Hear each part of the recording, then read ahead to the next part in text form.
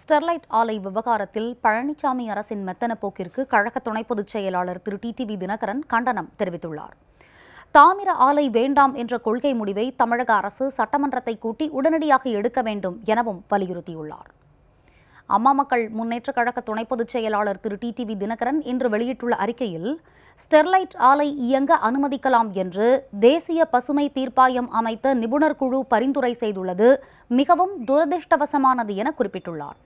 ஆலையை மூடுமாறு தமிழக அரசின் உத்தரவில் அளிக்கப்பட்டுள்ள காரணங்கள் அந்த ஆலையை நிரந்தரமாக மூடுவதற்கு எந்த வகையிலும் உகந்ததாக இல்லை.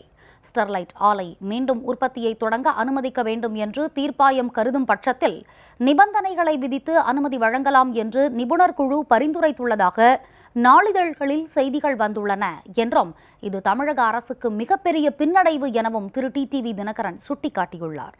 வேறு வழியின்றி அரை மனதுடன் சில பலவீனமான நடவடிக்கைகளை எடுத்து ஸ்டெர்லைட் ஆலையை நிரந்தரமாக மூடிவிட்டோம் என்று கூறிய பழனிசாமி அரசின் மெத்தன நடவடிக்கைகளும் மக்களை ஏமாற்றிய ஒரு தந்திர செயல் என்பது தற்போது நிரூபணமாகியுள்ளது. காற்றை நஞ்சாக்கும் தாமிர ஆலைகள் தமிழகத்தில் இனி வேண்டாம் என சட்டமன்றத்தை கூட்டி தீர்மானம் நிறைவேற்றப்படும் என அப்போதே அம்மா மக்கள் முன்னேற்ற கழகம் சுட்டிக்காட்டியதாக குறிப்பிட்டுள்ளார். இந்த அரசு மெத்தனம் காட்டியதன் விளைவுதான் இன்றைய இந்த சூழலுக்கு காரணம்.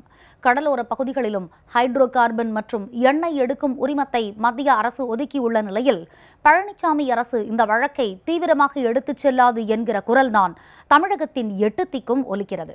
தொடர்ந்து அநியாயமாக தமிழகத்தை வஞ்சிக்கும் செயலில் ஈடுபடும் பழனிசாமி அரசுக்கு தமது கடும் கண்டனத்தை தெரிவித்துக் கொள்வதாக குறிப்பிட்டுள்ளார்.